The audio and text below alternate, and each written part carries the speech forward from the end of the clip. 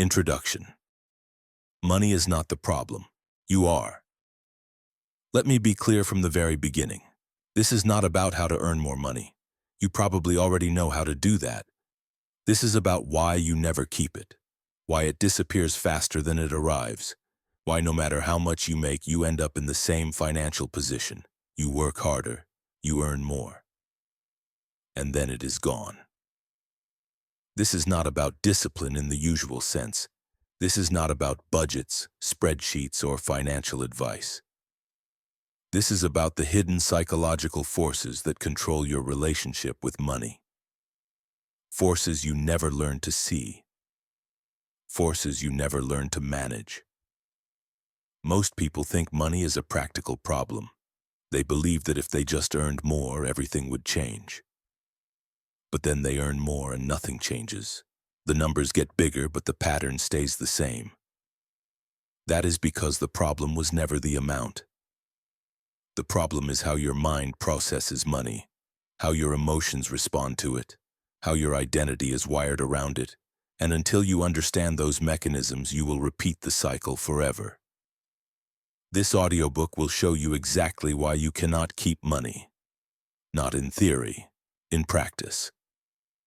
Through real psychological patterns, clear examples, and precise methods to rewire how you operate, you will learn why earning more does not solve the problem, why your spending accelerates with your income, why you feel compelled to spend even when you know you should not, and most importantly, you will learn how to break these patterns permanently. This is not motivational, this is structural. By the time you finish, you will understand your financial behavior at a level most people never reach, and that understanding will give you the power to change it. Let us begin. Chapter 1. The Income Illusion. Why earning more changes nothing. There is a lie most people believe. They believe that their financial problems exist because they do not earn enough. They think that once they make more money, their stress will disappear, their debt will clear, their savings will grow. But then something strange happens. They get the raise, they get the promotion, they start earning 30% more, sometimes 50% more, and within months they are back in the same position. Stressed, stretched, living paycheck to paycheck at a higher income level. This is not coincidence. This is psychology. Your financial behavior is not determined by how much you earn. It is determined by your internal money set point. This is the level of financial pressure your nervous system has learned to tolerate, and when your income increases, your spending rises automatically to match it. Let me give you a real example. A man named David worked in sales. For years, he earned around $40,000 a year. He struggled. He delayed payments. He carried credit card debt. Then he had a breakthrough year. He earned $90,000. He felt relief for about 3 months. Then his spending adjusted. A better apartment, a newer car, more frequent dining out, small upgrades that seemed reasonable at the time. Within 6 months, he was under the same financial pressure he had always felt. Different numbers. Same anxiety. This is called lifestyle inflation. But it is more than that. It is an unconscious recalibration. Your mind does not measure money in absolute terms. It measures it in relative terms. It measures comfort, status, and emotional relief. When you earn more, your baseline shifts. What once felt like luxury now feels normal. What once felt like enough now feels insufficient. Your brain recalibrates what you need to feel secure, successful, or comfortable. And here is the critical part. This recalibration happens without your conscious decision. You do not sit down and plan to spend more. You do not write a new budget that includes unnecessary expenses. You simply start making small choices that feel justified in the moment. A slightly nicer shirt, a better phone plan, an extra subscription. Dinner at a restaurant instead of cooking.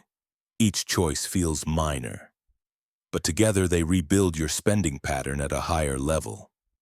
This is why people who earn $200,000 a year can feel just as financially stressed as people who earn $50,000.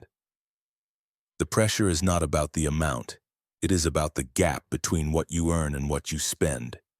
And that gap stays the same because your spending rises in lockstep with your income. Most people never escape this cycle because they do not see it. They think the problem is external. They think they just need one more raise, one more opportunity, one more income boost. But the problem is internal. And until you address the internal mechanism, the external changes will not help. The first step to keeping money is understanding this. Earning more will not save you. What saves you is learning to hold your spending pattern steady while your income grows. That is where wealth is built, not in how much you make, but in how much you do not spend. If you cannot hold money at your current income level, you will not hold it at the next level either. The behavior must change first. The income is irrelevant until the behavior is fixed. That is the truth most people avoid. But it is also the truth that sets you free. Chapter 2. Emotional spending, the hidden tax on your future. You do not spend money because you need things. You spend money because you feel things. Most spending is not rational. It is emotional.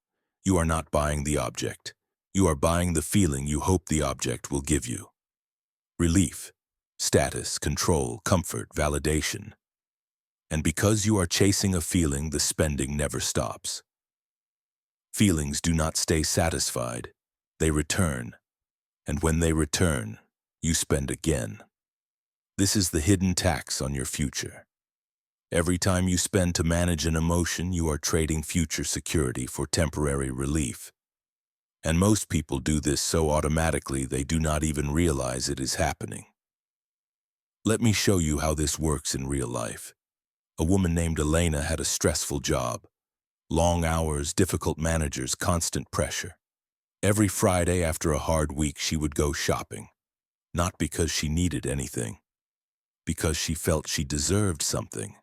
A new dress, a pair of shoes, skincare products, small rewards that felt justified. She told herself it was self-care. But it was not care. It was compensation. She was using purchases to soothe the stress her job created. And because the stress never stopped, neither did the spending. Over the course of a year, those small Friday purchases added up to thousands. Money that could have built savings. Money that could have given her the option to leave the job that stressed her. Instead, it went toward temporary emotional relief that lasted only until the next hard week. This is the core of emotional spending. You are not solving the problem, you are numbing the feeling, and numbing costs money. Here is what most people do not understand. Every emotion has a price tag when you do not know how to process it. Boredom costs money. You scroll, you shop, you order things you do not need just to feel stimulated. Loneliness costs money. You go out, you buy rounds of drinks, you spend to feel included or distracted from isolation. Anxiety costs money. You seek comfort and convenience. Takeout instead of cooking. Taxis instead of walking. Anything that reduces immediate discomfort even when it increases long-term financial pressure. Insecurity costs money. You buy things to project an image. The right clothes, the right car, the right accessories. Not because you want them, but because you believe they will change how others see you. And the worst part, emotional spending rarely satisfies the emotion. You feel stressed, so you buy something. You feel relief for a few hours, maybe a day. Then the stress returns. And now you also have less money, which creates more stress. So you spend again to manage that stress. The cycle deepens. This is not about willpower. This is about awareness. You cannot stop emotional spending by trying harder. You stop it by learning to recognize the emotion before you reach for your wallet. Here is a simple exercise that changes everything. The next time you feel the urge to buy something unplanned, stop. Do not open the app. Do not add it to the cart. Just stop and ask yourself one question. What am I actually feeling right now? Not what do I want? What am I feeling? Are you bored, anxious, frustrated, lonely, tired? Name the emotion. Be specific. Then ask a second question. Will buying this actually solve that feeling, or will it just distract me from it? Most of the time, the answer is distraction, and once you see that clearly, the urge loses power. This does not mean you never buy anything. It means you stop using purchases as emotional management. You stop spending money on feelings that need to be processed, not purchased. Let me give you another real example. A man named Marcus realized he was spending hundreds every month on gadgets and tech accessories. New headphones, charging cables, small electronics, things he barely used. When he started tracking his emotional state before each purchase, he noticed a pattern. He bought these things late at night after difficult days at work when he felt undervalued and overlooked. The purchases were not about the items, they were about feeling like he had control. Like he could acquire something even if he could not control his work situation. Once he saw the pattern, he started replacing the behavior. When he felt that urge, he would go for a walk instead, or write in a journal, or call a friend. Actions that actually processed the feeling instead of covering it with a purchase. Within 3 months, his spending dropped by 40%. Not because he restricted himself, because he stopped using money to manage emotions. Here is the truth. Emotional spending is expensive because emotions are constant. If you do not learn to process them, you will keep paying to avoid them. And that payment never ends. You also need to understand the scripts you tell yourself to justify emotional spending. I deserve this. That is the most common one. You had a hard day, a hard week, a hard month. You feel entitled to a reward, and that reward always costs money. But deserving something and needing to buy something are not the same. You deserve rest. You deserve peace. You deserve to feel valued. But none of those things require a purchase. Another script. It is on sale. You were not planning to buy it, but now it is discounted, so it feels like saving money. This is a trap. You are not saving money by buying something you were not going to buy. You are spending money you were going to keep. Another script. It is just this once, except it is never just once. It is once this week, once next week, once every time the feeling shows up, and feelings show up often. These scripts are not logic. They are justifications. Your emotional brain creates them to get what it wants in the moment, and if you do not recognize them, they will control your spending forever. Emotional spending also has a secondary cost that most people miss. It trains your brain to expect instant relief. Every time you feel bad and spend money to feel better, you reinforce a neural pathway. You teach your brain that discomfort equals spending. Over time, this becomes automatic. You do not even feel the emotion consciously anymore. You just feel the urge to buy. This is why people describe shopping as a habit or even an addiction. It is not about the objects. It is about the conditioned response. Emotion triggers spending. Spending gives temporary relief. Relief reinforces the loop. Breaking this loop requires deliberate rewiring. You need to create new responses to emotional discomfort. Responses that do not involve spending. This could be movement, conversation, creativity, rest, anything that actually addresses the emotion instead of burying it under a transaction. Here is a practical rule you can start using today. The 24-hour rule. If you want to buy something that was not planned, wait 24 hours. Do not buy it immediately, just wait. Write it down if you need to. But give yourself one full day before making the purchase. Most of the time, the urge disappears because it was never about the object. It was about the emotion. And emotions shift. They pass. They do not require action. If after 24 hours you still want the item and you can explain why it serves a real purpose, then consider it. But if the urge has faded, you just saved yourself from emotional spending. This rule alone can save you thousands every year. Understand this clearly. Money does not fix emotions, it distracts from them. And distraction is expensive. The only way to keep money is to stop using it as an emotional tool. Process your feelings, name them, sit with them. Let them move through you without reaching for your wallet. That is how you break the cycle. That is how you stop bleeding money every time you feel uncomfortable. Emotional spending is not a character flaw. It is a learned behavior, and anything learned can be unlearned. But first, you must see it. You must catch yourself in the moment and recognize what is actually happening. Once you do, you take back control. Not just of your money, but of your emotional life. And that control is worth more than anything you could ever buy. Chapter 3. Identity-based spending. You buy who you think you are. Your spending is not just emotional. It is tied to your identity, to the story you tell yourself about who you are and who you are supposed to be. You do not buy things because you need them.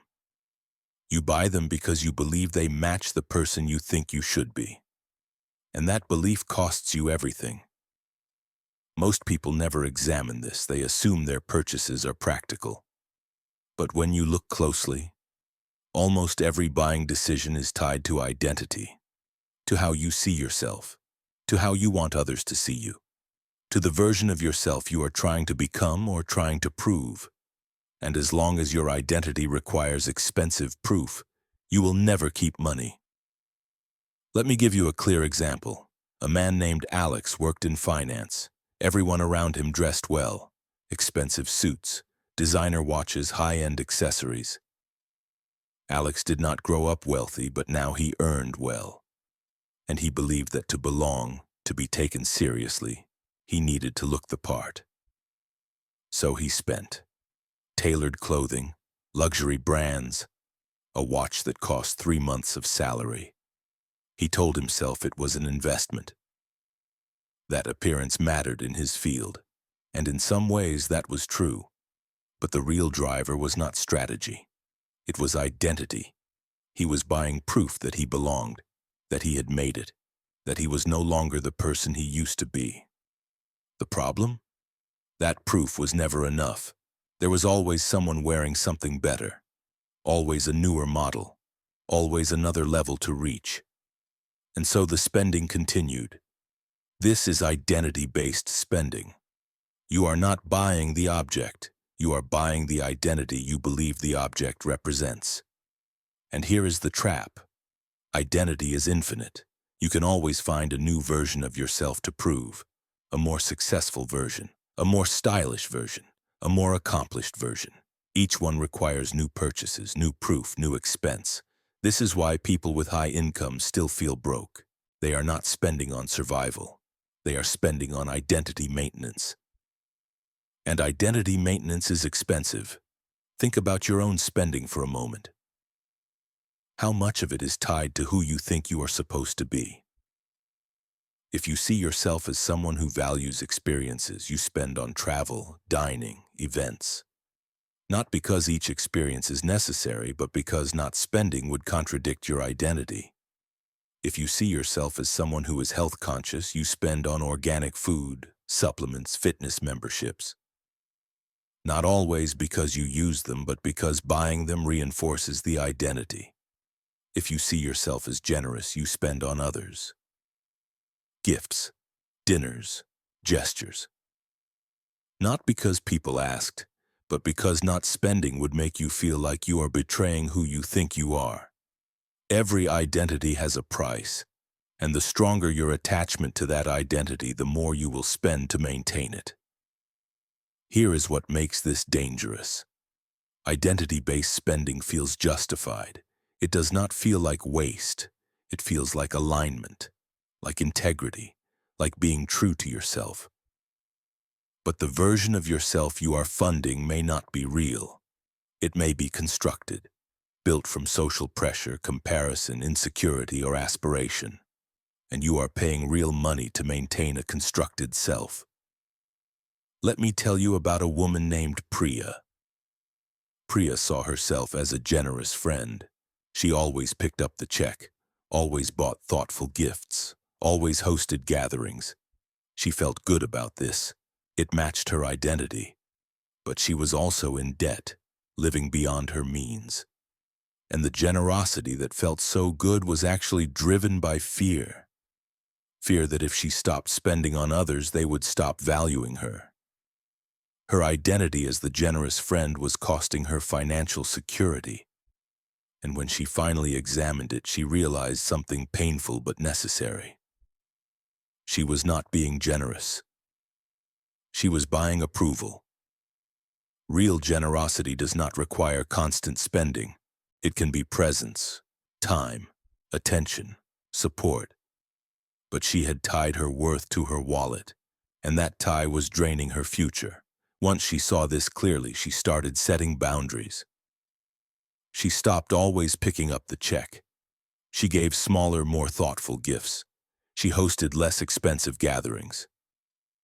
And something surprising happened. Her real friends did not care. They valued her, not her spending. The ones who drifted away were the ones who were only there for what she provided. And losing them was not a loss, it was clarity. This is what happens when you stop funding a false identity. You find out who actually values you, and you free yourself from the financial burden of pretending. Identity-based spending also shows up in how you define success. If you believe successful people drive certain cars, live in certain neighborhoods, wear certain brands, then you will spend toward that image, even if it leaves you financially fragile, even if it prevents you from building real wealth. You are chasing the appearance of success instead of the reality of it. And the appearance costs more because it is visible. It requires constant updates, constant maintenance, constant proof. Real success is invisible. It is in your bank account, in your investments, in your freedom from financial stress. But because it is invisible, it does not satisfy the need for identity proof. So people sacrifice the invisible success to fund the visible one.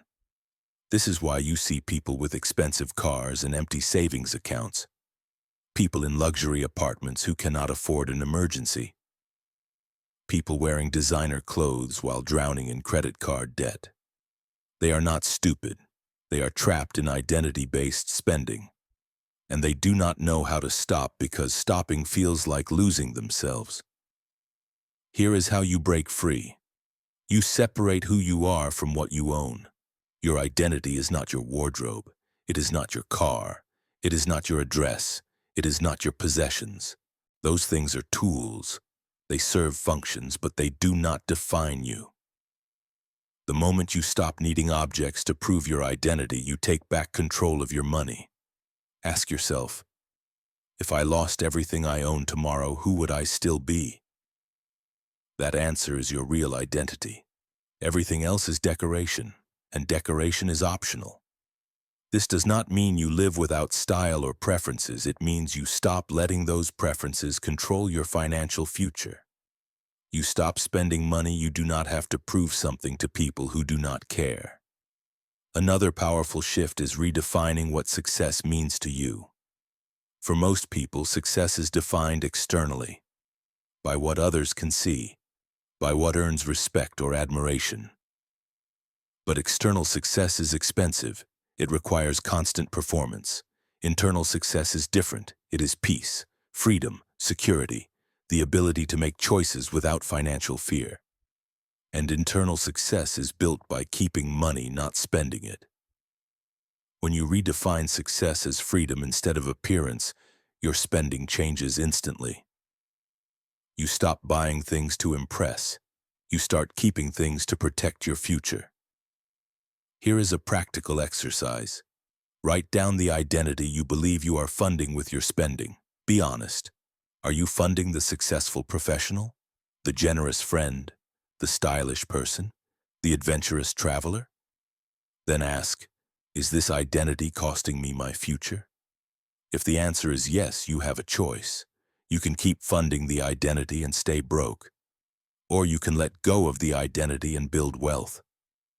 Most people are terrified to let go. They think losing the identity means losing themselves, but the opposite is true. Letting go of the expensive identity reveals who you actually are, and that person is stronger, freer, and more secure than the one you were paying to pretend to be. Identity-based spending is not about vanity. It is about survival. You are trying to prove you belong, that you are worthy, that you matter, but you are using the wrong currency. You do not prove your worth by spending. You prove it by living with integrity, by showing up, by being consistent, by treating people well. None of that requires money. The people who respect you for what you own do not respect you. They respect your possessions. And the moment you stop providing those possessions, they will leave. The people who respect you for who you are will stay regardless of what you own. And those are the only people whose opinions matter. Stop spending to prove. Start saving to protect. That is the shift. That is how you keep money. That is how you build a life that does not collapse the moment your income drops. Your identity does not need funding. It needs clarity. And clarity comes from knowing that who you are has nothing to do with what you buy. Your Chapter 4. The Scarcity Trap. Why fear makes you spend more. Fear is expensive. And the most expensive fear is the fear of missing out. When you believe resources are scarce, when you think opportunities are rare, when you feel like you might not get another chance, you spend. You spend quickly. You spend emotionally. You spend beyond your means. This is the scarcity trap, and it is one of the most powerful forces driving your inability to keep money. Most people think scarcity makes you save. They assume that when you fear not having enough, you hold on tighter. But the opposite is true. Scarcity makes you reckless. When you operate from scarcity, your brain shifts into survival mode. It stops thinking long-term. It stops calculating consequences. It focuses only on securing the immediate opportunity because it believes this might be the last one. Let me show you how this works. A woman named Nina saw a sale, 50% off, limited time. She did not need the items. She had not planned to buy anything. But the discount triggered something in her brain. The fear that if she did not buy now, she would lose the opportunity. That she would regret it later. That she would miss out. So she bought. Not because she wanted the items, because she feared losing the chance to have them. This is scarcity spending. The sale created artificial urgency. It made abundance feel like scarcity. And her brain responded by spending money she would have otherwise kept. Retailers understand this deeply. That is why everything is always on sale, why there are always countdowns, always limited quantities, always pressure to act now. They are not selling products, they are selling fear, fear that you will miss out, fear that the deal will disappear, fear that you will regret not acting, and fear is the most profitable emotion to sell. But scarcity spending is not just about sales. It shows up everywhere in your financial life. It shows up when you see others buying something and you feel pressure to do the same. You fear being left behind. You fear looking like you cannot afford it. So you spend to keep up, even when keeping up costs you your future. It shows up when you believe you deserve something because you have gone without for so long. You have been careful. You have restricted yourself. Now you feel deprived, and that deprivation creates a scarcity mindset that says you need to spend now to compensate for what you missed before. It shows up when you think an opportunity is rare, a trip, an experience, a limited product. You tell yourself you might never get this chance again. So you spend more than you can afford because the fear of regret feels worse than the financial strain. All of this is scarcity thinking, and scarcity thinking destroys your ability to keep money. Here is the truth most people never realize. Scarcity is not about reality. It is about perception. There will always be another sale. There will always be another opportunity. There will always be another version of the thing you think you are missing. But when you are trapped in scarcity, you cannot see that. You can only see the immediate moment, and in that moment you believe this is your only chance. Let me give you another real example. A man named Colin loved sneakers, limited releases, exclusive drops. He would wait online for hours, spend hundreds on a single pair. Not because he needed them, because they were rare, because owning them meant he secured something others could not. He told himself it was a hobby, but when he looked at his finances, he had spent thousands. Money that could have cleared his debt, money that could have built savings. Instead, it went to shoes he barely wore, stored in boxes, valued only because they were hard to get. The scarcity was manufactured. The brands created limited quantities on purpose. They turned products into competitions. And Colin, like many others, paid the price of playing. Once he understood this, he stopped. Not because he stopped liking sneakers, because he stopped letting artificial scarcity control his spending. He realized that rarity does not equal value, and that chasing rarity was costing him security. This is the shift you need to make, from scarcity thinking to abundance thinking. Abundance thinking does not mean you have unlimited money. It means you trust that opportunities will continue to appear, that resources are available, that missing one chance does not mean losing all chances. When you operate from abundance, you stop panic spending. You stop buying out of fear. You stop letting urgency override your judgment. You can walk past a sale without feeling like you are losing something. You can see others buy something without feeling pressure to match them.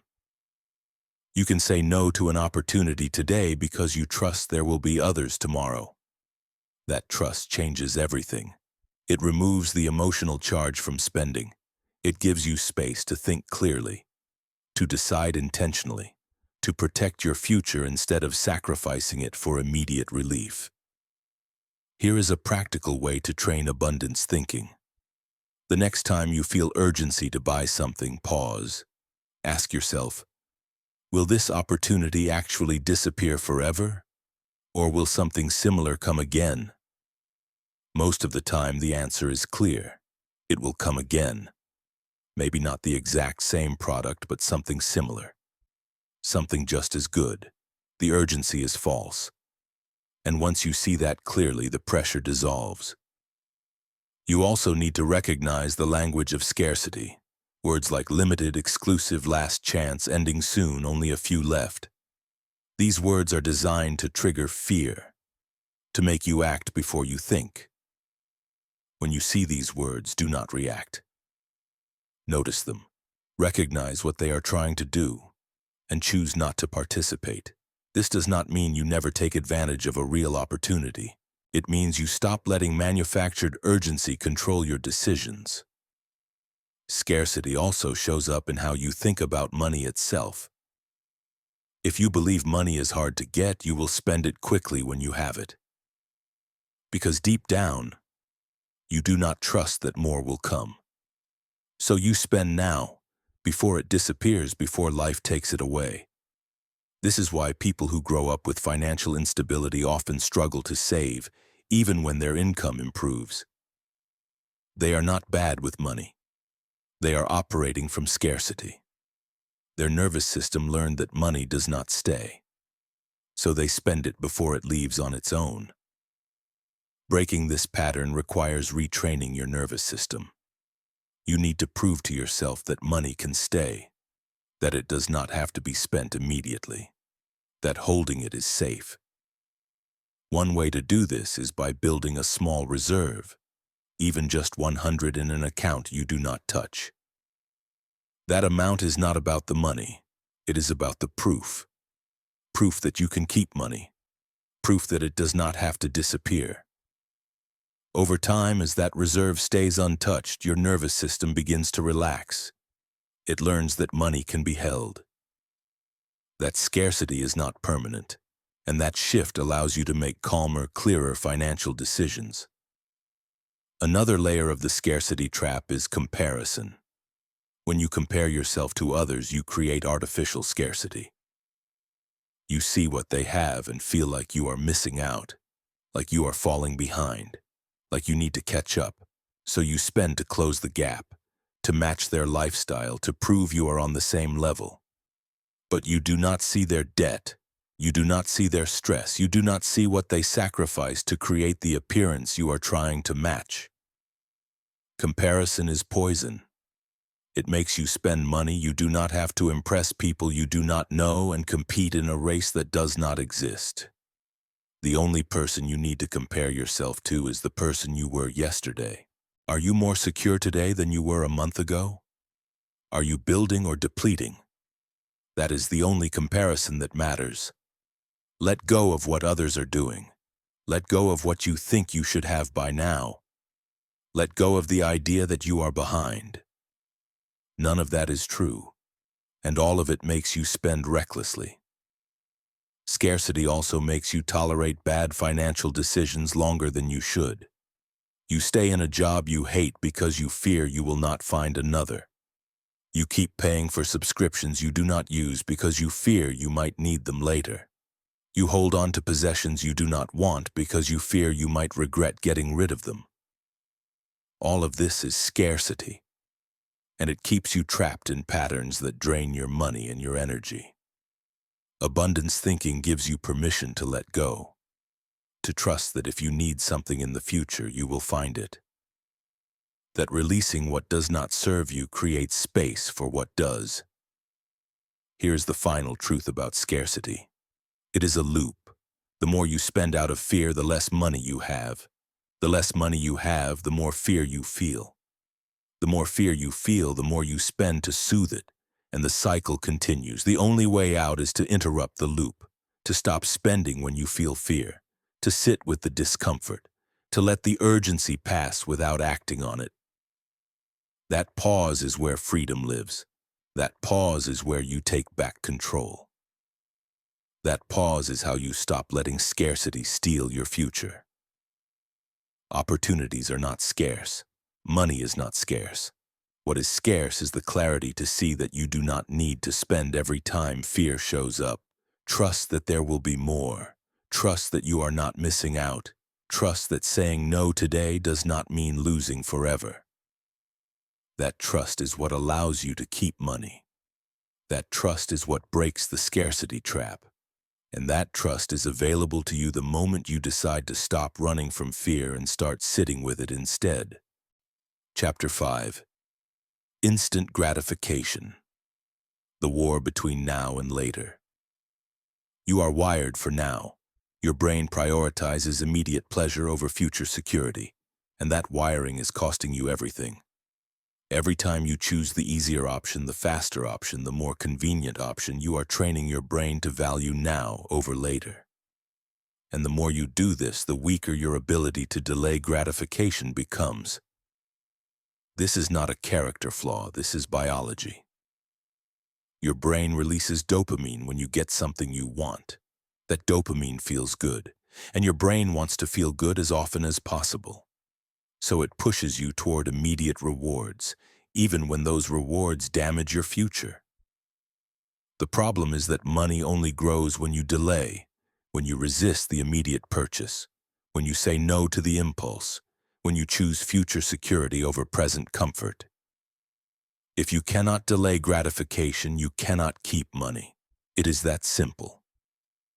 Let me show you how this plays out in everyday life. A man named Raj earned a decent income, but every month he ran out of money before the month ended. He could not understand why. He was not buying expensive things, he was not living extravagantly. But the money still disappeared. When he started tracking his spending, he saw the pattern. Small purchases, multiple times a day, coffee on the way to work, lunch ordered in, snacks in the afternoon, dinner delivered at night. Each purchase was small. Each one felt harmless. But together they drained hundreds every month. Money that could have been saved. Money that could have built security. He was choosing convenience, choosing immediate satisfaction. And that choice, repeated daily, kept him broke. This is the war between now and later, and most people lose because they do not even realize they are fighting it. Instant gratification is everywhere. It is built into the world around you. One-click purchases, same-day delivery. Buy now, pay later. Everything is designed to remove friction, to make spending as easy as possible, to eliminate the pause that allows you to think. And every time you give in, you make it harder to resist the next time. Here is what happens in your brain. When you want something and you get it immediately, your brain gets a hit of dopamine. That dopamine creates a neural pathway, a connection between the desire and the reward. The more you repeat this, the stronger the pathway becomes. Eventually, the pathway becomes automatic. You feel the desire and your hand reaches for your wallet without conscious thought. You are not deciding to spend. You are following a pattern your brain has learned. This is why willpower fails.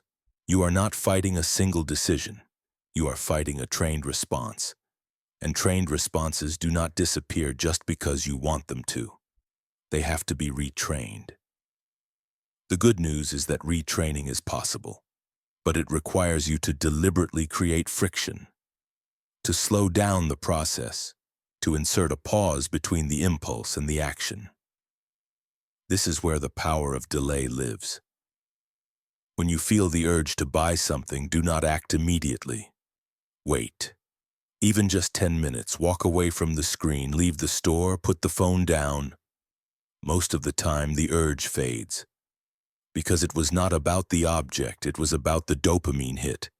And if you do not act on the urge, your brain does not get the reward. The pathway weakens instead of strengthening.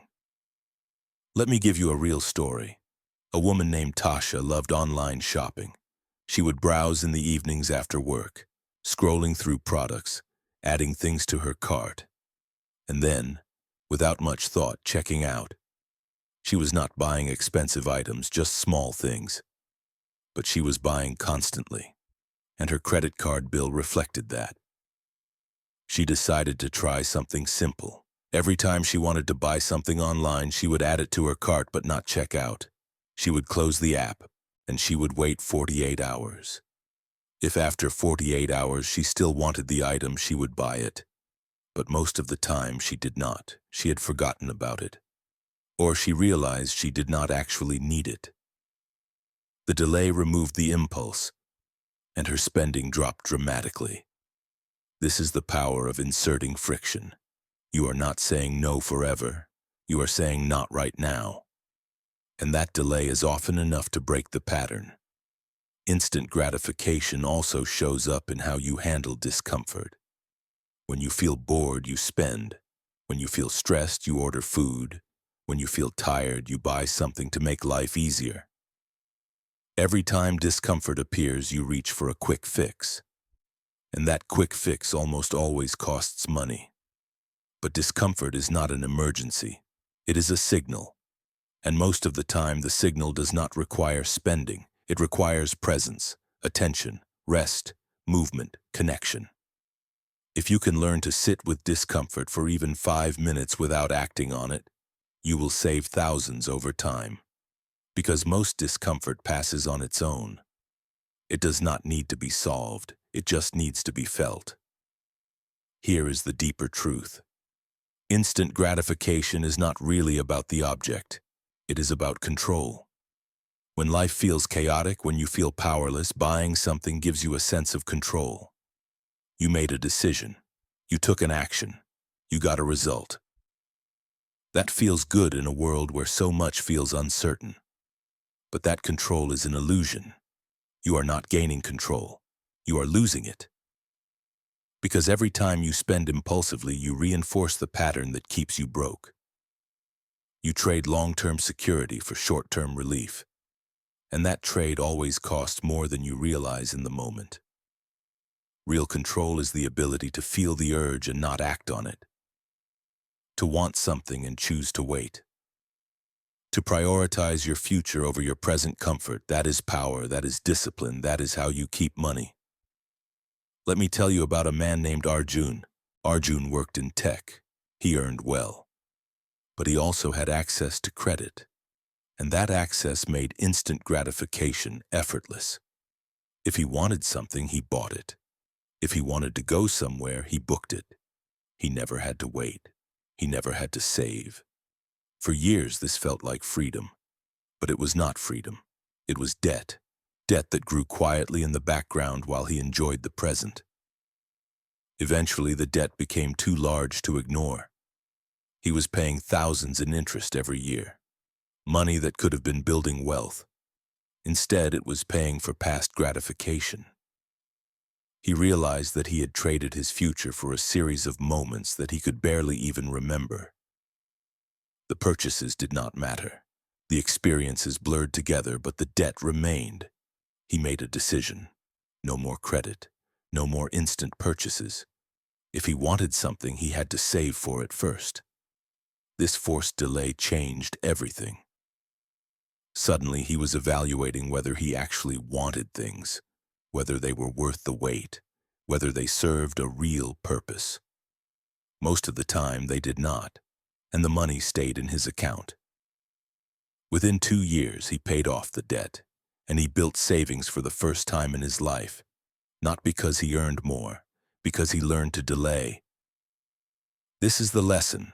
Delay is not deprivation. Delay is discernment. It gives you space to see clearly, to separate real needs from impulses, to choose with intention instead of reacting with emotion. Here is a practical framework you can use. Before any unplanned purchase, ask yourself 3 questions. 1. Do I need this, or do I just want it right now? 2. Will I still want this in a week? 3. Am I buying this to solve a problem or to avoid a feeling? If you cannot answer these questions clearly, do not buy. Wait. Give yourself time. Let the impulse settle. Then decide. Most of the time, waiting reveals that the purchase was not necessary. And every time you choose to wait, you strengthen your ability to delay. You retrain your brain. You take back control. Instant gratification also affects how you think about the future. When you prioritize now, you disconnect from later.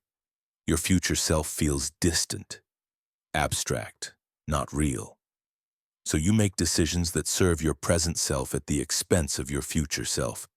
But your future self is you. The choices you make today will be lived by the person you become tomorrow. And that person deserves your consideration. One way to connect with your future self is to visualize them. Imagine yourself 1 year from now, 5 years from now, 10 years from now. What do you want that person to feel? Secure, free, grateful? Every spending decision either moves you toward that future or away from it. When you feel the urge to spend impulsively, pause. Ask yourself, is this purchase moving me toward the future I want or away from it? That question changes the equation. It shifts your focus from now to later, and that shift is what allows you to keep money. The war between now and later is not won in a single battle. It is won in hundreds of small decisions. Each time you delay, you win. Each time you choose future security over present comfort, you build strength, and over time, those small victories compound. You stop living paycheck to paycheck. You stop feeling controlled by impulses. You stop sacrificing your future for temporary relief. You gain freedom, real freedom. The freedom to make choices based on what you want, not what your impulses demand. That freedom is worth more than anything you could buy in the moment. And it is available to you the second you decide that later matters more than now. Chapter 6. The Comfort Addiction. Why you pay to avoid effort. Comfort is expensive, and the more comfort you require, the less money you keep. Every time you choose the easy option over the effort option, you pay a premium. Delivery instead of cooking. Taxi instead of walking. Services instead of doing it yourself. Each choice seems small, but together they create a lifestyle that drains money constantly. You are not paying for the product. You are paying to avoid discomfort, and discomfort avoidance is one of the most expensive habits you can develop. Let me be clear. This is not about never spending on convenience. It is about understanding how much your need for constant comfort is costing you, and whether that cost is worth the trade. Most people do not calculate this. They just feel tired, stressed, or overwhelmed, and they reach for the convenient option. They do not see it as a pattern. They see it as a reasonable response to their circumstances. But when convenience becomes your default, when effort feels intolerable, when discomfort is something you will pay any price to avoid, you lose the ability to keep money. Here is a real example. A woman named Mira worked long hours. She came home exhausted. The idea of cooking felt unbearable. So she ordered food, every night, sometimes twice a day. She justified it by telling herself she was too tired, that she deserved ease after a hard day. And those justifications felt true in the moment. But over the course of a month, she was spending more on food delivery than she was saving. Money that could have built security was going toward avoiding 30 minutes of effort. When she finally looked at the numbers, she was shocked. Thousands every year. Not because she loved the food, because she could not tolerate the discomfort of cooking when she was tired. She decided to make one change. She would cook 3 times a week, just 3. The other days she could order if she needed to, but 3 days she would push through the discomfort. The first week was hard. She resented it. She felt deprived, but by the second week it felt easier. And by the end of the month she had saved hundreds. Money she could see, money she could keep. That shift did not come from earning more. It came from tolerating slight discomfort instead of paying to avoid it. This is the core principle. Comfort has a cost, and the more you require it, the more you pay. The world around you is designed to sell you comfort. Apps that bring anything to your door, services that handle tasks you used to do yourself, subscriptions that promise ease, convenience, simplicity. And every one of these options costs money, not just once. Repeatedly, monthly, daily, constantly. The comfort economy is built on your unwillingness to experience minor discomfort, and it profits enormously from that unwillingness. Here is what most people miss. Discomfort is not dangerous, it is just uncomfortable.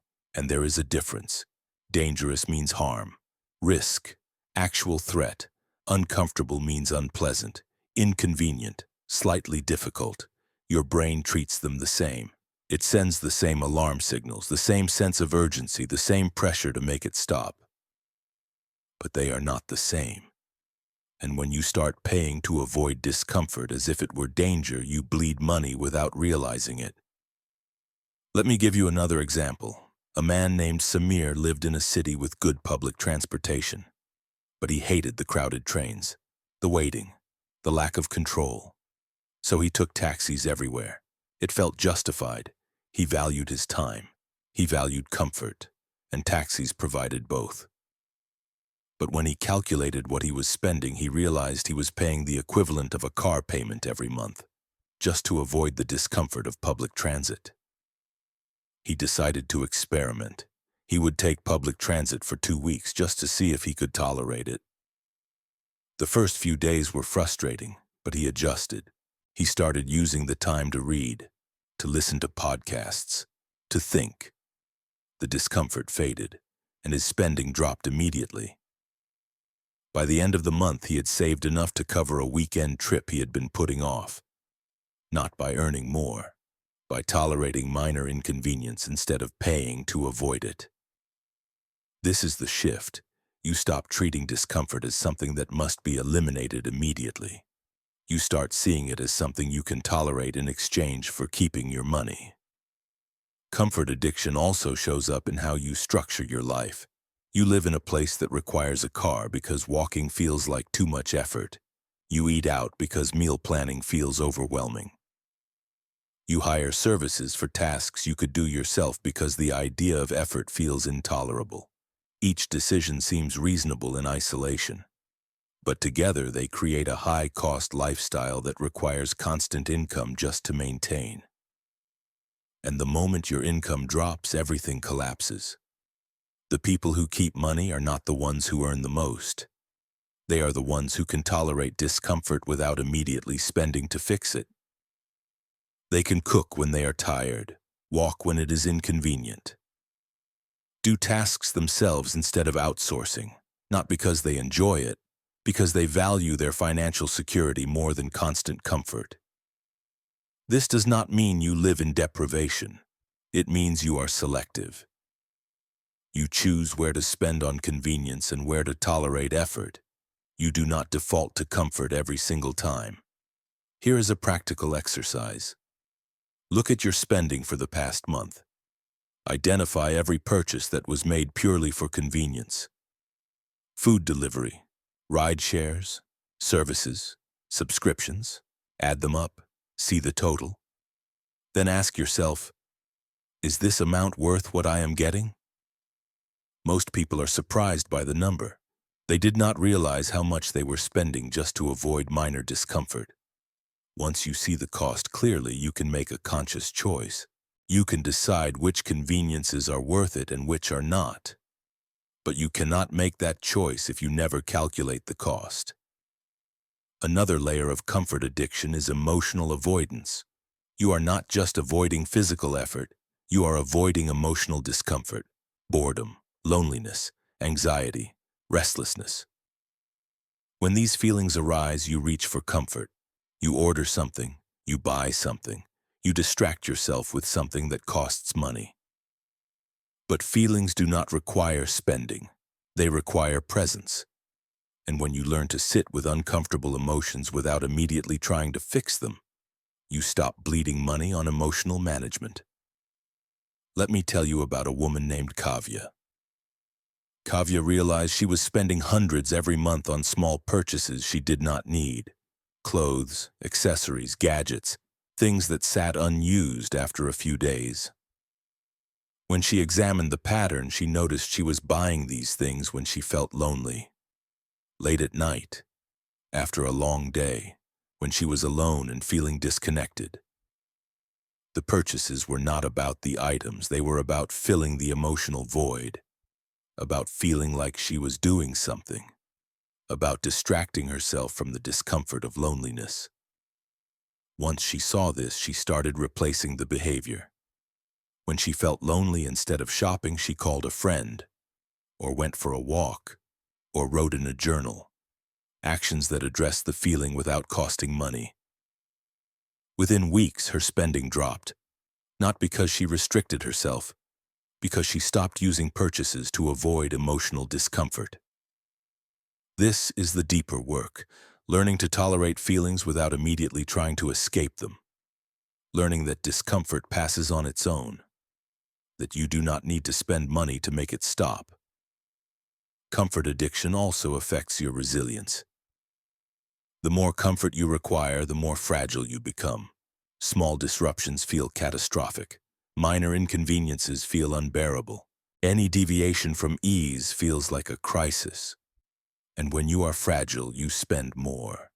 Because you need everything to be smooth. You need everything to be easy. And ease costs money. But when you build tolerance for discomfort, you become resilient. Small problems do not shake you. Inconvenience does not break you. You can adapt. You can adjust. You can keep moving without needing to spend your way out of every difficulty. That resilience is financial protection. It means you can weather changes in income, unexpected expenses, or tough circumstances without collapsing. Because you are not dependent on constant comfort to function. Here is the truth most people avoid. Life is not meant to be comfortable all the time. Discomfort is part of growth, part of learning, part of building strength. When you avoid discomfort constantly, you do not just lose money. You lose the capacity to grow.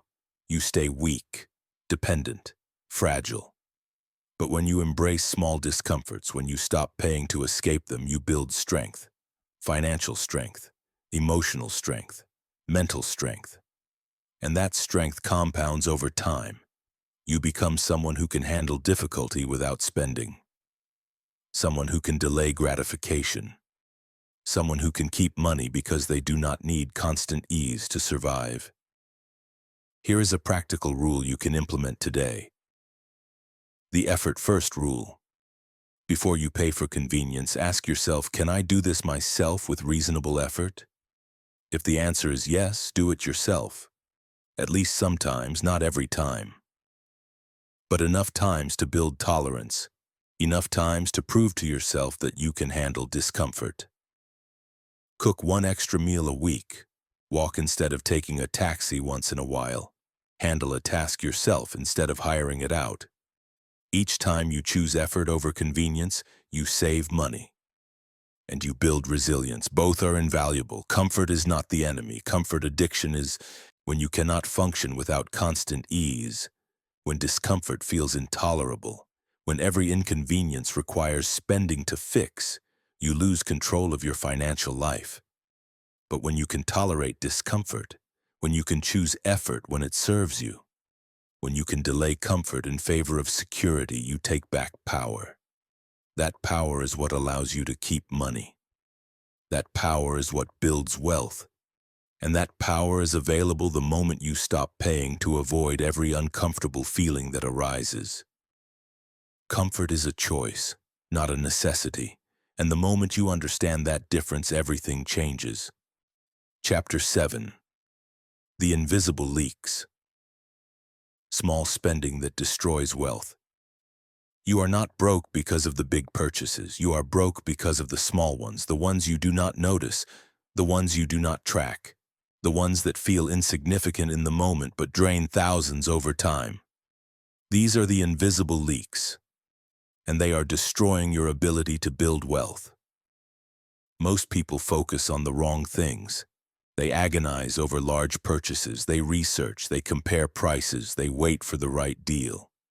And then they ignore the $5 coffee, the subscription they forgot about, the impulse buy at the checkout.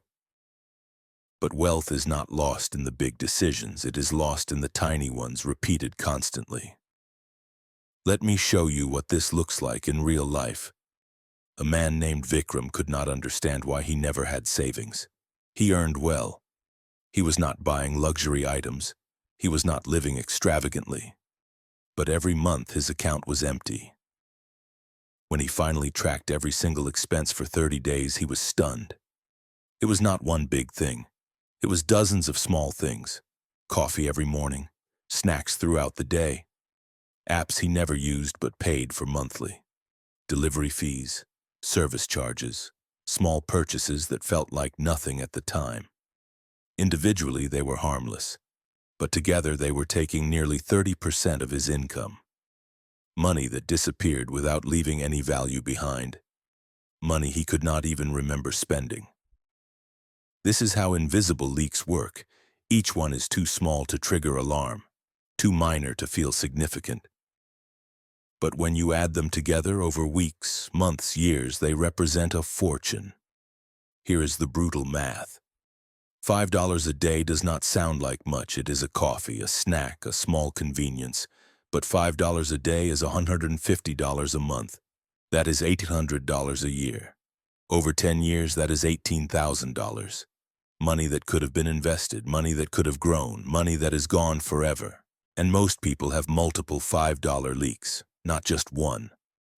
A streaming service here, a subscription there, delivery fees, ATM charges, convenience purchases. Each one feels negligible.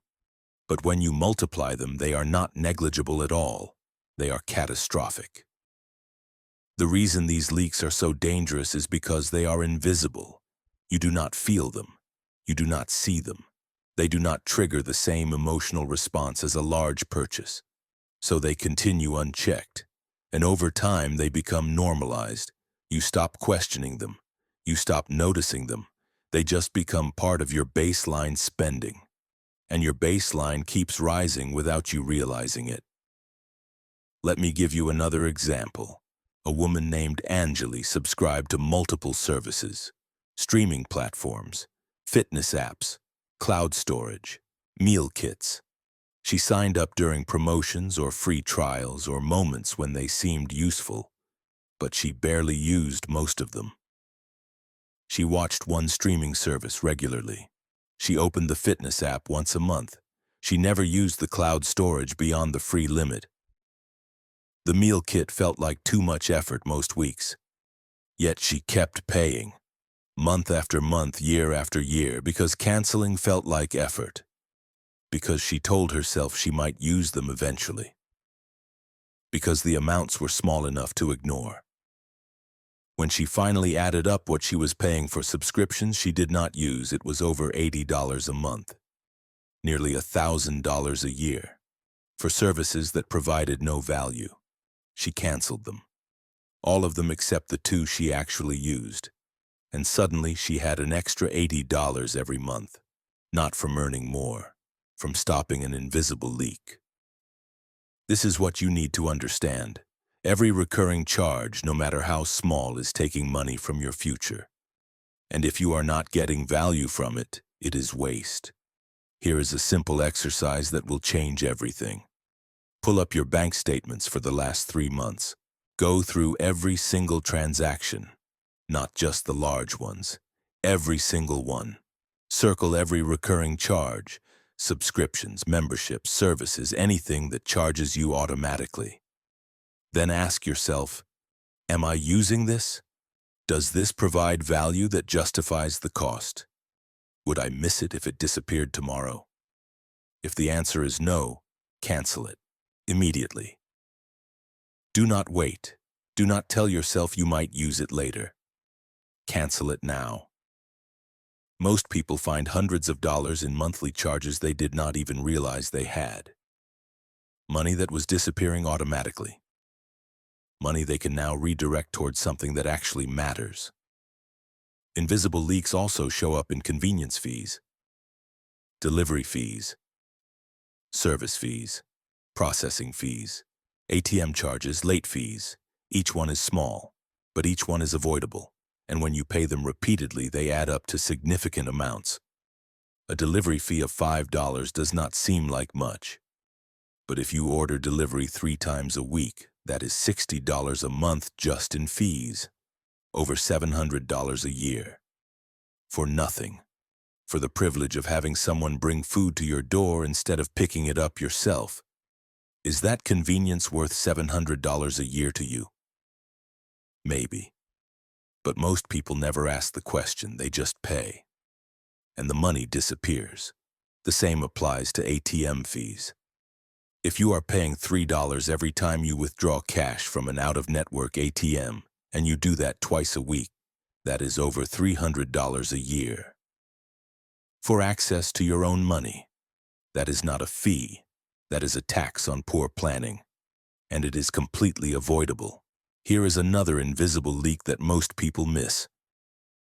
Impulse editions. You go to buy one item, but at checkout there are small things. Gum, candy, batteries, a cheap gadget, items you did not plan to buy, items you do not need. But they are right there, and they are cheap, so you add them. This happens constantly, at the grocery store, at the gas station, online, when suggested items appear during checkout. Each addition is small, but over time they drain hundreds. The fix is simple. Buy only what you came for, nothing else. No additions, no extras, no matter how cheap they seem. This requires discipline. It requires resisting the impulse in the moment. But every time you resist, you keep money that would have otherwise disappeared. Invisible leaks also exist in how you handle food. Throwing away food you did not eat is throwing away money. Ordering more than you need because you are hungry in the moment. Buying groceries that spoil before you use them. Wasting leftovers because reheating feels like effort. All of this is money down the drain. And most people do not even track it. They just see spoiled food and throw it away without calculating what it cost them. If you throw away $20 of food every week, that is over $1,000 a year. $1,000 that could have stayed in your account, but instead it went into the trash. The solution is planning, buying only what you will actually use, eating leftovers instead of ordering new meals, treating food as the financial resource it is, not as something disposable. Let me tell you about a man named Rohan. Rohan earned a solid income but struggled to save. He thought his problem was that he did not earn enough. But when he tracked his spending, he realized the issue was invisible leaks. He was paying for 3 streaming services but only watched one. He was paying for a gym membership he used twice a month. He was buying lunch out every day instead of bringing food from home. He was paying ATM fees because he never planned ahead for cash. None of these felt significant on their own, but together they were costing him over $500 a month, $6,000 a year. He made targeted changes, canceled unused subscriptions, started bringing lunch 4 days a week, planned cash withdrawals to avoid fees, reduced delivery orders by half. Within 3 months, he was saving $400 a month. Not from earning more, from stopping the invisible leaks. And once he saw the pattern, he could not unsee it. He became aware of every small charge, every recurring fee, every convenience cost. And he made intentional decisions about which ones were worth it and which were not. That awareness is the key. You cannot fix what you do not see. And most people never look closely enough to see the leaks. Here is a hard truth. If you are not tracking your small spending, you are losing money. Guaranteed. Because small spending is invisible, it does not feel important enough to monitor, but it is the most important thing to monitor. Large purchases are obvious. You notice them, you remember them, you feel the impact.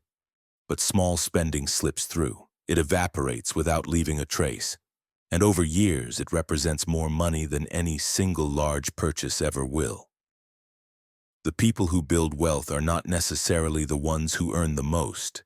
They are the ones who plug the leaks, who track the small expenses, who eliminate the recurring charges that provide no value, who stop paying for convenience they do not need.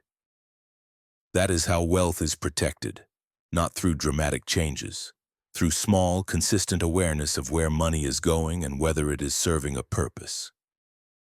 Here is a rule that will save you thousands. The zero-tolerance rule for recurring waste.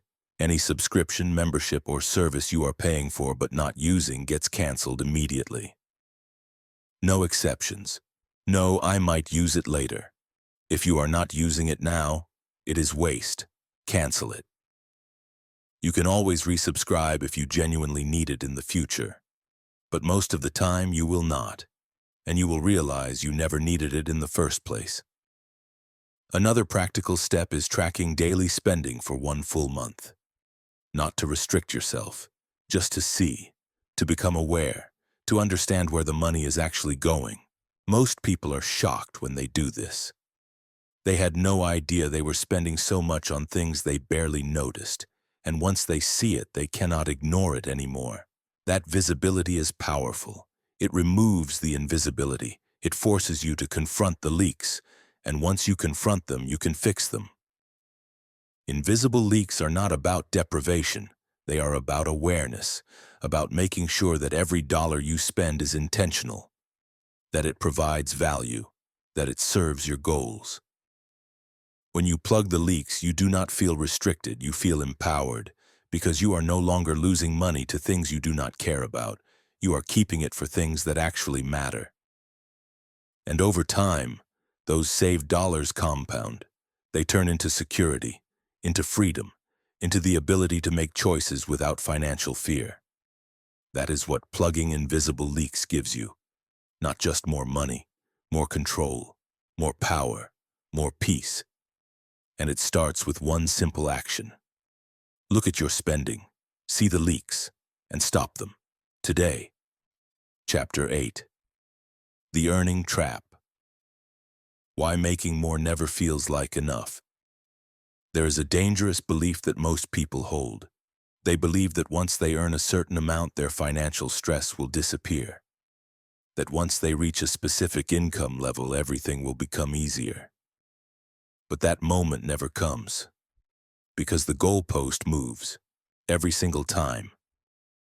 You reach the income you thought would solve everything, and instead of relief, you feel the same pressure, the same stress, the same sense that you do not have enough. This is the earning trap, and it keeps you on a treadmill that never stops.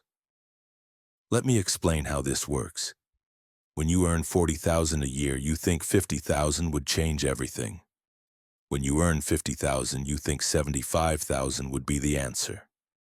When you earn $75,000, you think $100,000 would finally bring security.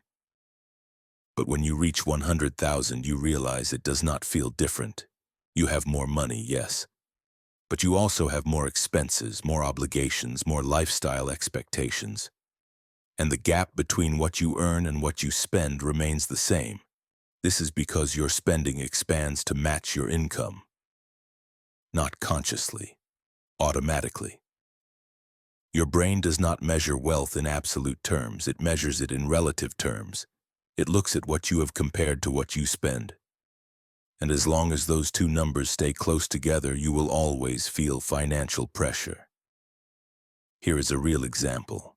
A woman named Priya worked in consulting. She started at $60,000 a year. She struggled. Rent was tight. Savings were minimal. She thought if she could just earn $80,000, life would be comfortable. She got promoted. $80,000. For a few months it felt better, but then her lifestyle adjusted. A better apartment in a nicer area, a car instead of public transit, more frequent travel, better clothes for work. Within a year, she was back to feeling stretched. She was earning more, but she was also spending more. The relief she expected never lasted. A few years later, she earned $120,000. The same cycle repeated. Higher income, higher spending, same financial stress. She realized the problem was not her income, it was her relationship with money.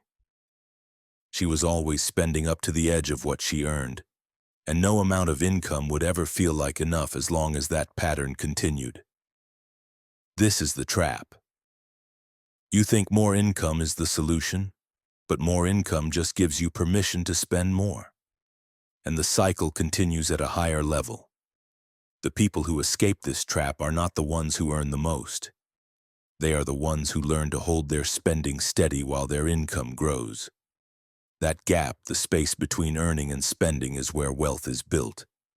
But most people never create that gap.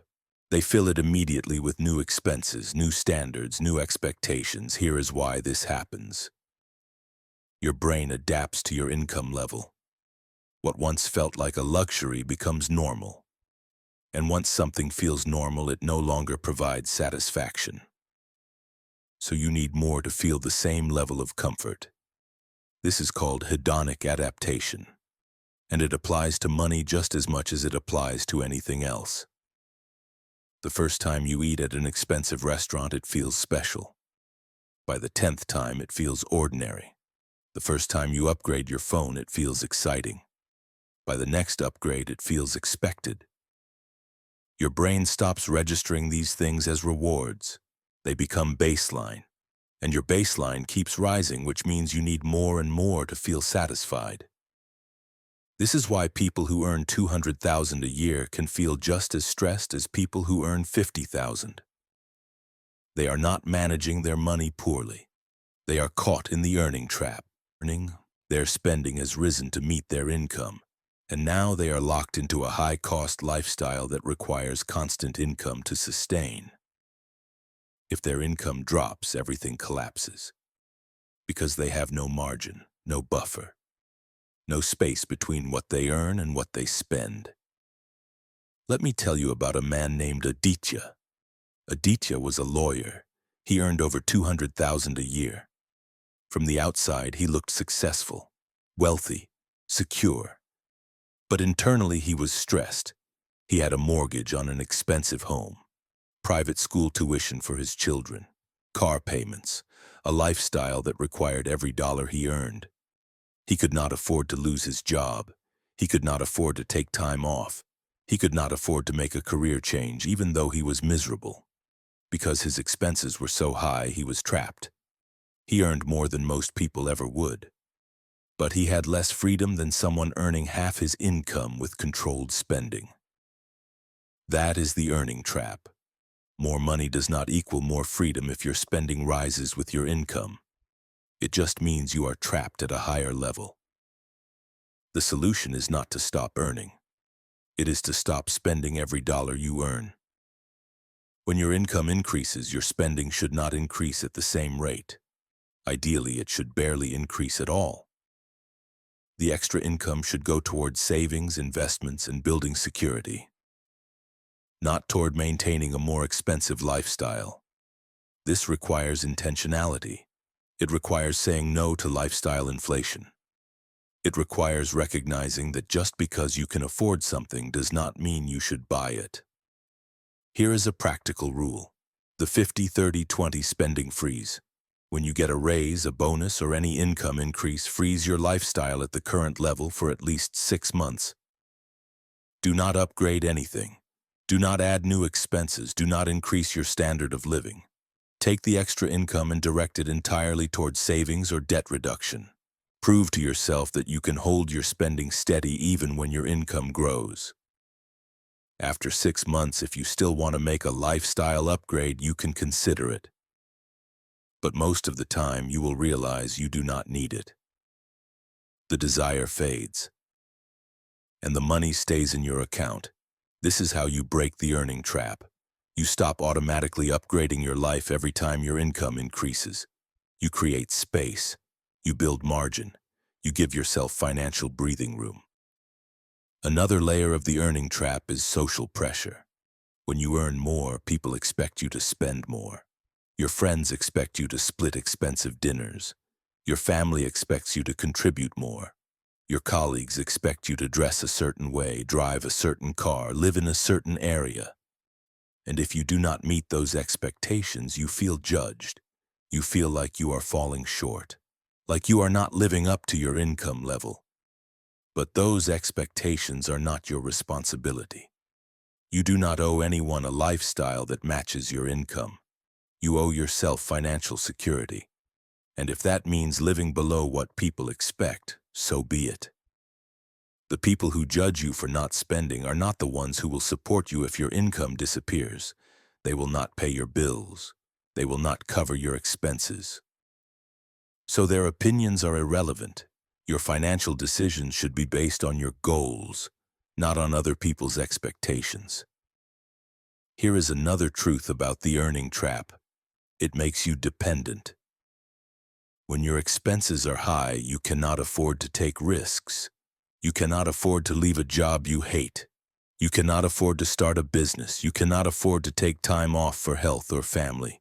You are locked in, not because of lack of income, but because of high expenses, and that lock is stronger than any chains. But when you keep your expenses low relative to your income, you gain freedom. You can take risks. You can make changes. You can walk away from situations that do not serve you. Because you are not dependent on every single dollar to survive. That freedom is worth more than any lifestyle upgrade. And it is only available when you stop spending everything you earn. Let me give you a final example. A woman named Rena worked in marketing. She earned $90,000 a year. But she lived on $60,000. The rest, she saved and invested. Her friends thought she was being cheap. They could not understand why she did not upgrade her apartment, her car, her wardrobe. She could afford it. Why was she holding back? But Rena was not holding back. She was building freedom. After 5 years, she had saved enough to take a year off. To travel, to rest, to explore a career change without financial fear. Her friends were still working, still stressed, still locked into jobs they did not love because they could not afford to leave. They earned as much as she did. But they had no freedom. Because they had spent everything, Rena had freedom, not because she earned more, because she spent less. because she refused to fall into the earning trap. That is the lesson. Earning more is not the solution. Spending less than you earn is, and the wider you can make that gap, the more freedom you will have. The earning trap is seductive. It promises that just a little more will solve everything. But it never does. Because more is never enough when your spending rises to meet it. Break the trap. Hold your spending steady. Build the gap. Create margin. That is where security lives. That is where freedom lives. And that is how you finally escape the cycle of earning more and feeling like it is never enough. Chapter 9. Money as self-worth. The most expensive lie. You believe you do not just spend money on things, you spend money to prove something, to yourself, to others, to the world. And that need for proof is bankrupting you. Most people tie their self-worth to their spending. They believe that what they own reflects who they are, that what they can afford determines their value, that spending money is how they demonstrate success, worthiness, and belonging. This is the most expensive lie you can believe, because self-worth purchased through spending is never secure. It requires constant maintenance, constant spending, constant proof. And the moment you stop spending, the worth you built disappears. Let me show you how this operates in real life. A man named Karan grew up in a modest household. He watched his parents struggle. He felt the sting of not having what others had. And he promised himself that when he earned money, things would be different. When he started earning well, he spent aggressively. Designer clothes, expensive watch, a car that impressed people, dinners at high-end restaurants. He told himself he deserved it, that he had earned the right to enjoy his success. But underneath, there was something else. He was trying to prove that he was no longer the kid who could not afford things, that he had made it, that he was worth something. Every purchase was proof, and he needed that proof constantly. But here is what he did not realize. The proof was temporary. The feeling of worth lasted only as long as the novelty of the purchase, and then it faded. So he bought again and again. Chasing a feeling that never stayed, he was not buying objects. He was buying self-worth. And self-worth purchased externally is the most expensive thing you can buy, because it never lasts, and you can never buy enough to feel secure. This is the trap of tying money to identity. You start believing that your value is determined by what you own, and once you believe that, you will spend forever trying to prove it. Here is the truth. Your worth is not determined by what you can afford. It is not determined by what you own. It is not determined by how much you spend. Your worth is inherent. It does not need proof. It does not need objects. It does not need validation from others. But most people do not believe this. They have been conditioned to believe that worth is earned, that it is demonstrated, that it is visible, and so they spend. Not because they want the things, because they need the proof. Let me give you another example. A woman named Simran worked in a competitive industry. Everyone around her was successful, polished, well-dressed. She felt pressure to keep up, to look the part, to signal that she belonged. So she spent on her appearance, high-end clothing, regular salon visits, expensive accessories. She believed that if she did not maintain this image, people would see her as less capable, less successful, less valuable. But the spending created stress. She was earning well, but she was also spending almost everything she earned. The pressure to maintain the image was constant, and the image was expensive. One day she had a realization. The people she was trying to impress did not actually care. They were too focused on their own image to pay attention to hers. And the ones who did notice were judging her spending, not admiring it. She was pouring money into an image that no one valued except her. And even she did not value it. She valued the feeling of worth it was supposed to provide, but that feeling never came. She made a decision. She would stop spending to prove. She would dress well but not extravagantly. She would present herself professionally but not excessively. She would stop tying her worth to what she wore. The shift was uncomfortable at first. She felt exposed, like she was no longer protected by the image she had built. But gradually something changed. She felt lighter, freer, more herself, and her financial stress disappeared, not because she earned more, because she stopped spending to prove something that did not need proving. This is the shift you need to make. Stop using money as proof of worth. You do not need to prove you are successful. You do not need to prove you belong. You do not need to prove you are valuable. You already are. And no purchase will make that more true. Here is another layer of this pattern: spending to compensate for insecurity. When you feel inadequate, you spend. You buy something that makes you feel better temporarily. Something that makes you feel like you measure up, like you are enough. But the inadequacy does not go away. It just gets covered, and the moment the novelty of the purchase fades, the inadequacy returns. So you spend again. This is an endless cycle, because you are trying to solve an internal problem with an external solution. And that never works. Insecurity is not fixed by spending.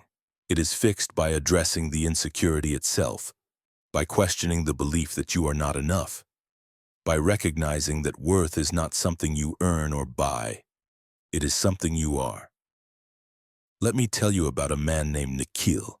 Nikhil felt insecure about his background. He did not come from wealth. He did not have the same advantages as his peers.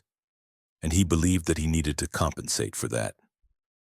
So he spent on experiences that looked impressive, on possessions that signaled success, on gestures that made him seem generous and capable.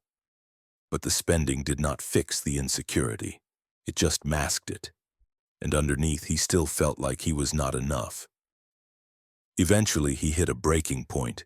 He realized he was spending money he did not have to impress people who did not care. And the only person suffering was him. He stopped. He stopped trying to prove anything. He stopped compensating. He stopped using money as a tool to manage his self-worth. And something unexpected happened. The insecurity lessened. Not because he spent more, because he stopped letting spending define him. He started building worth from the inside, from his actions, from his character, from his integrity. And for the first time, he felt secure, not because of what he owned, because of who he was becoming. This is the path. Stop spending to prove. Start building worth internally. Here is a practical exercise. The next time you want to buy something, pause. Ask yourself, am I buying this because I need it or because I think it will make me feel more valuable? If the answer is the second one, do not buy it. Sit with the feeling instead. Recognize that the inadequacy you are trying to fix with a purchase will not be fixed by the purchase. It needs to be addressed directly. This is uncomfortable. It is much easier to buy something and feel temporary relief. But temporary relief is expensive, and it never leads to lasting security. Another truth about money and self-worth. Spending to prove worth is exhausting. It requires constant performance, constant maintenance, constant spending. You can never stop. Because the moment you stop, the proof disappears. And without the proof, you feel worthless. But when you untie worth from spending, you stop performing. You stop needing to prove. You stop exhausting yourself trying to maintain an image that was never real in the first place. You gain peace, real peace. The kind that does not depend on what you own or what you can afford. The kind that exists regardless of external circumstances. That peace is priceless. And it is only available when you stop using money to buy worth. Here is another dangerous pattern: spending to signal status. You buy things not because you want them, but because you want others to see that you can afford them. You want to signal that you are successful. that you have made it, that you are worthy of respect. But status purchased through spending is fragile. It depends on constant visibility, constant updating, constant comparison. And the people who judge your worth by what you own are not people whose opinions matter. They are measuring you by the same flawed standard they use to measure themselves. And their opinion is worthless. Real respect comes from character, from integrity, from how you treat people, from what you build, from who you are when no one is watching. None of that requires spending, none of that is visible, but all of it is real. When you stop spending to signal status, you stop caring what people think. You stop performing, you stop trying to impress, and you start living for yourself, not for an audience. That shift is liberating. It removes the financial burden of maintaining an image, and it removes the emotional burden of constantly seeking validation. Here is the final truth. Money does not create worth. It reveals priority. When you spend to prove worth, you reveal that you believe worth is external, that it can be bought, that it depends on what others see. But when you stop spending to prove, you reveal something different, that you know your worth is internal, that it does not need proof, that it is not for sale. That shift changes everything. It changes how you spend, how you save, how you live, and it frees you from the most expensive trap of all. The belief that you need to buy your own worth. You do not. You never did. And the moment you realize that, you take back control of your money and your life. Chapter 10. The Rewiring. How to finally keep money. Everything you have learned so far has been diagnosis. This chapter is the cure. You now understand why you do not keep money. The psychological traps, the emotional patterns, the identity issues, the invisible leaks. But understanding is not enough. You need a system, a method, a precise way to rewire your relationship with money so that keeping it becomes automatic. This is not theory. This is practice. And if you follow this process, you will finally break the cycle. The first step is creating a gap, a space between what you earn and what you spend. This gap is where wealth is built. Without it, nothing else matters. Most people spend everything they earn. Some spend more than they earn. But the ones who build wealth spend significantly less, not because they earn more, because they prioritize the gap. Here is how you create it. You do not start by restricting everything. You start by fixing your baseline. Your baseline is the minimum amount you need to live, not comfortably, not ideally, the absolute minimum. Calculate this number. Rent, utilities, food, transportation, insurance, debt payments, the non-negotiable expenses, add them up. That is your baseline. Everything above that baseline is discretionary, and discretionary spending is where the gap is built. Your goal is simple. Spend as close to your baseline as possible without causing deprivation. Every dollar you keep above the baseline goes into savings or investments, not someday, immediately, automatically. This is the foundational rule. Pay yourself first. The moment income arrives, a percentage is moved into savings before you spend anything else. Not what is left over, what comes first. Most people do the opposite. They spend throughout the month and save whatever remains. But nothing ever remains, because spending expands to fill the available space. When you pay yourself first, you reverse the equation. Savings happen automatically. Spending is limited to what remains. And your brain adapts to the reduced amount. Start with 10%. If your income is $5,000, move $500 into savings immediately. Live on the remaining $4,500. If that feels impossible, your baseline is too high. You need to cut expenses. Once 10% feels manageable, increase it to 15%, then 20%. The more you can save, the faster the gap grows, and the gap is everything. The second step is eliminating variable spending. Variable spending is the enemy of consistency. It is the unplanned purchases, the emotional buys, the convenience spending, the invisible leaks. You cannot control variable spending with willpower. You control it with structure. Here is the structure. Fixed allocation. At the beginning of each month, you allocate exact amounts to each spending category. Groceries get a fixed amount. Transportation gets a fixed amount. Entertainment gets a fixed amount. Once the allocation is spent, it is gone. No more spending in that category until next month. This forces clarity. It forces prioritization. It forces you to decide in advance what matters and what does not. Most people resist this because it feels restrictive. But restriction is not the same as deprivation. Restriction is clarity. It removes decision fatigue. It removes the constant question of whether you can afford something. You know in advance. Either the money is allocated or it is not. This structure also reveals waste. When you are forced to live within a fixed allocation, you stop spending on things that do not matter. You stop buying out of habit. You stop leaking money into categories that provide no value. The third step is delaying all unplanned purchases. If something is not in your monthly allocation, you do not buy it immediately.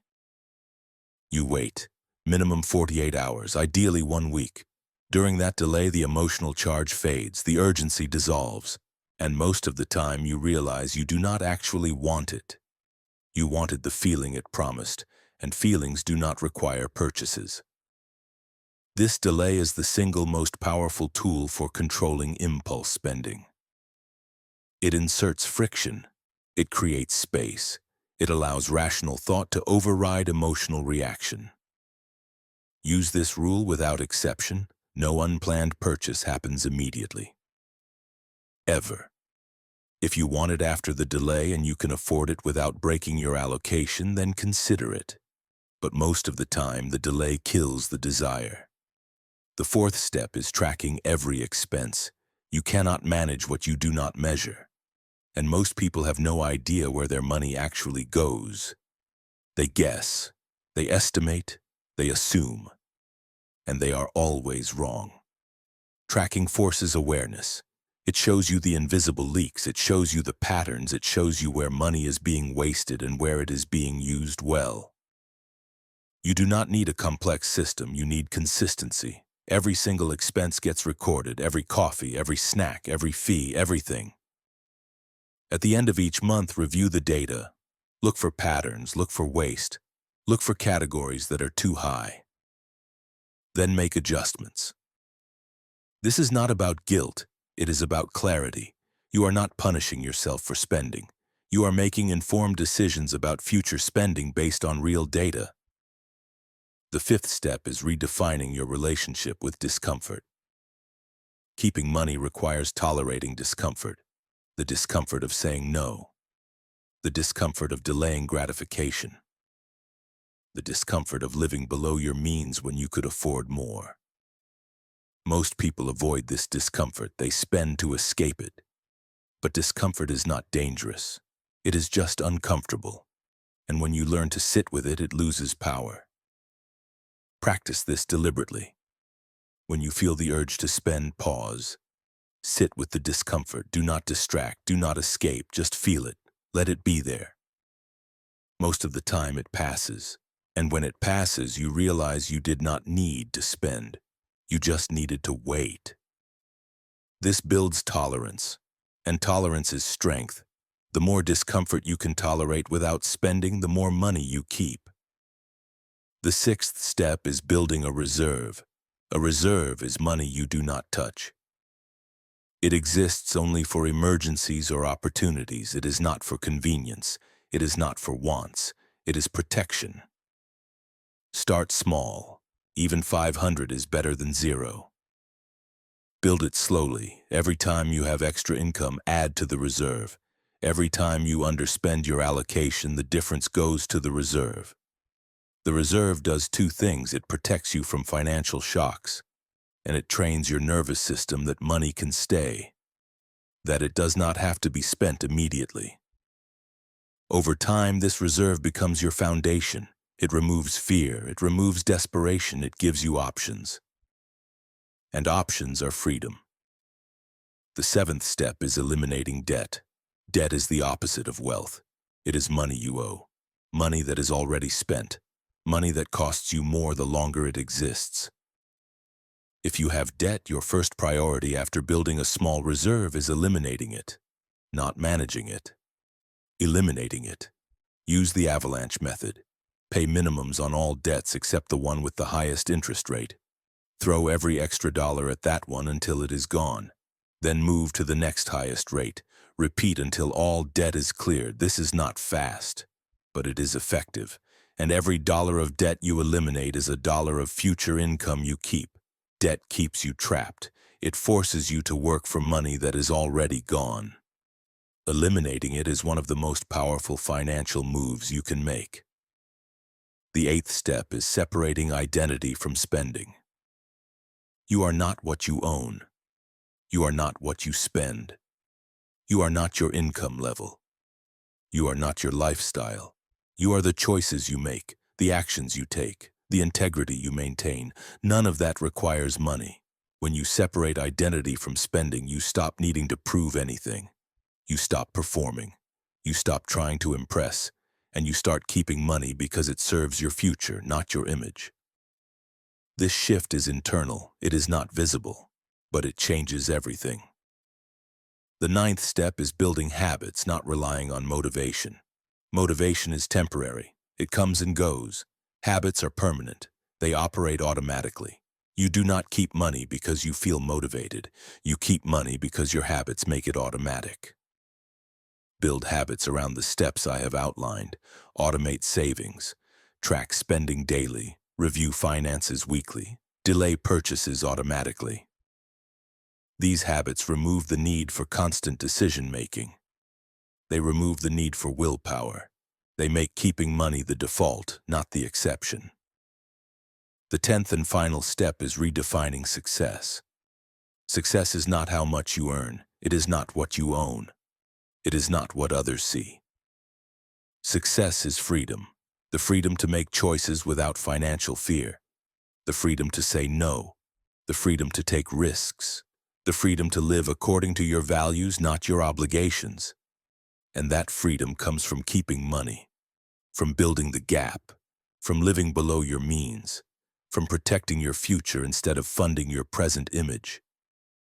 When you redefine success this way, everything changes.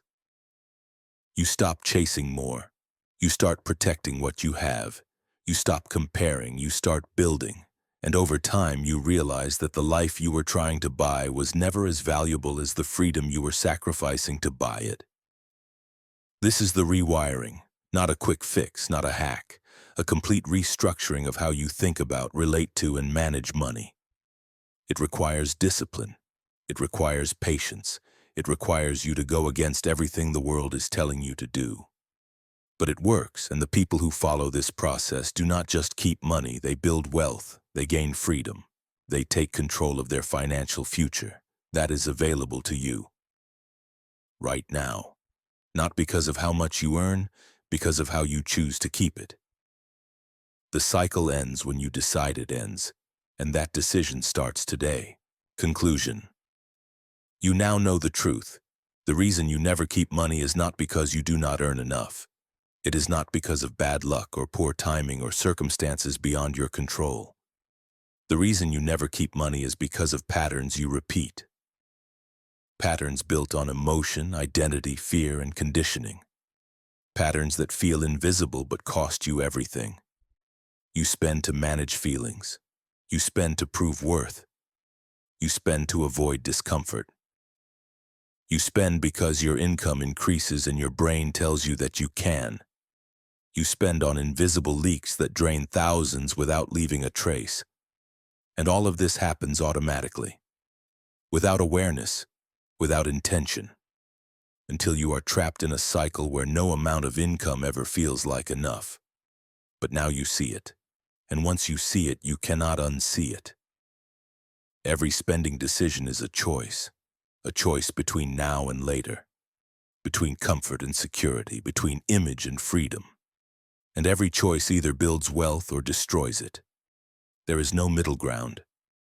The path forward is clear. Create a gap between what you earn and what you spend. Automate savings. Eliminate variable spending. Delay unplanned purchases. Track everything. Build tolerance for discomfort. Eliminate debt. Separate identity from spending. Build habits that make keeping money automatic. This is not complicated, but it is difficult, because it requires you to go against your conditioning, against social pressure, against the constant message that spending equals success and that you deserve to reward yourself for every hard day. You do deserve security, you do deserve freedom, you do deserve a life without financial stress, but none of that comes from spending, it comes from keeping. The people who build wealth are not smarter than you, they are not luckier, they are not more disciplined by nature. They simply learned to keep money instead of spending it. And that learning changed everything. You can do the same. Starting now, not next month, not after the next raise, not when conditions are better. Now, with what you have, with what you earn, with the knowledge you now hold. The cycle ends when you decide it ends. Make that decision. Follow the process. Protect your future. And finally, after all this time, keep the money you earn. That is how you break free. That is how you build wealth. And that is how you take control of your financial life once and for all. If this audiobook has brought you clarity, strength, or peace, consider supporting the channel so more people can find this message. Please like this audio and subscribe. Your support helps this work reach those who feel overwhelmed, anxious, or unprotected, and gives them a path back to calm, confidence, and emotional freedom. Thank you for listening. Stay grounded. Stay wise. You are the anchor in every storm.